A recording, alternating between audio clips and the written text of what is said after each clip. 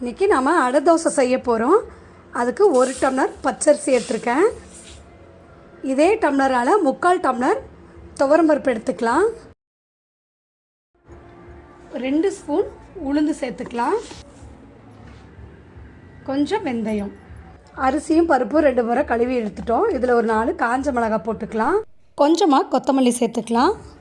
அப்புறம் இதில் தண்ணி ஊற்றி ஒரு 2 மணி நேரம் ஊற வச்சுக்கலாம். இப்போ அரிசி ஊறிடுச்சு, 2 மணி நேரம் ஆகிடுச்சு. கிரைண்டரில் சேர்த்து அரைச்சிக்கலாம். அடை தோசை மாவு அரைக்கிறதுக்கு ஒரு கொஞ்சம் பூண்டு எடுத்துக்கலாம். கொஞ்சம் தேங்காய் துருவல், ஒரு 2-3 கொத்து கருவேப்பிலை எடுத்துக்கலாம். கொஞ்சம் சீரகம், கொஞ்சம் மிளகு, ஒரு துண்டு இஞ்சி. இதையும் இப்போ கிரைண்டரில் சேர்த்து அரைச்சிக்கலாம்.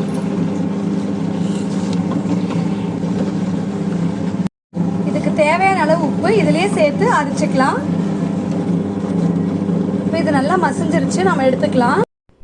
ரொம்ப மைய அரைக்காமல் நரன்னு இருக்கும்போதே எடுத்துக்கலாம். இப்போ மாவை அரைச்சி எடுத்துகிட்டு வந்துட்டோம். இதில் கொஞ்சமாக பெருங்காயத்தூள் சேர்த்து கலந்து வச்சுக்கலாம். நம்ம உடனே வேணும்னாலும் நம்ம அடை தோசை ஊற்றிக்கலாம். எனக்கு எப்போயுமே கொஞ்சம் இது புளிச்சு தோசை ஊற்றினா தான் எனக்கு பிடிக்கும். அதனால் இதை நான் புளிக்க வச்சுட்டு அப்புறமா தோசை ஊற்றிப்பேன். இப்போ அடை மாவு நல்லா புளிச்சு வந்திருக்கு. கொஞ்சம் கெட்டியாக இருக்குது. கொஞ்சம் தண்ணி ஊற்றி மிக்ஸ் பண்ணிக்கலாம்.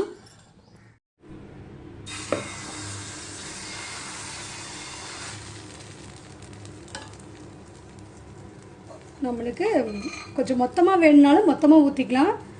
பசங்க மொறு மொறுன்னு தானே கேட்பாங்க. அவங்களுக்கு நம்ம மொறு மொறுன்னு நல்லா மெலிசாக தோசை ஊற்றிக்கலாம்.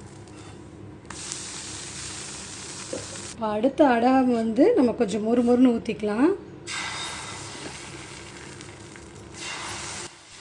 இந்த அடை தோசைக்கு மாவு அரைக்கும் போது நல்லா வாசமாக இருந்தது. தோசை ஊற்றும் போது இன்னும் நல்லா மணமாக இருக்குது. அடை தோசைக்கே நாங்கள் 2 விதமாக மாவு அரைப்போம். அடுத்த வீடியோவில் அந்த மாவு எப்படி ரெடி பண்ணுறதுன்னு உங்களுக்கு காமிக்கிறேன். இப்போ அடை தோசை ரெடி ஆகிடுச்சு.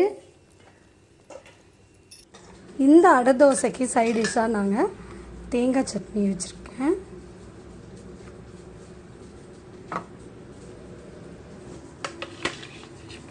அப்புறம் மசால் தோசைக்கு வச்சுருந்த உருளைக்கிழங்கு மசால் வச்சுருக்கேன். எப்போவும் ஒரே மாதிரி தோசை செஞ்சு உங்களுக்கு போர் அடிச்சிருச்சா, அப்போ இதை ட்ரை பண்ணி பாருங்கள். இந்த வீடியோ உங்களுக்கு பிடிச்சதுன்னா உங்கள் ஃப்ரெண்ட்ஸ்க்கும் ஷேர் பண்ணுங்கள், லைக் பண்ணுங்கள். புதுசாக இப்போ தான் என்னோடய வீடியோ பார்க்குறீங்கன்னா கீழே இருக்கிற ரெட் கலர் சப்ஸ்கிரைப் பட்டனை கிளிக் பண்ணிவிடுங்க. என்னோடய வீடியோ பார்த்தவங்க அனைவருக்கும் நன்றி.